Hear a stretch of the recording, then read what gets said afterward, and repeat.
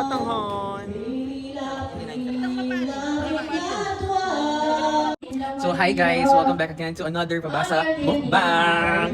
So today is Merklas. So for Merklas Santo, we have, I'm right, Sotanghon.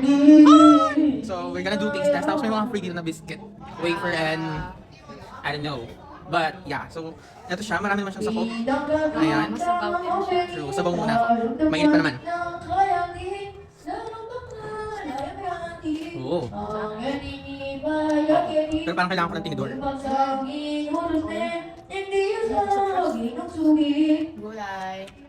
Hindi ako masyadong fan ng Sotanghon, so I'm just gonna rate this 9 out of 10. So magaling pa rin, masarap pa rin ang Foodams.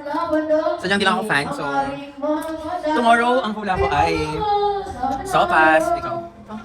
Pansit? O siya. Thank you for watching. Ay, yung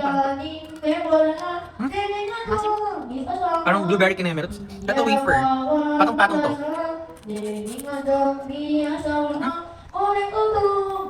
Hindi ako kasali.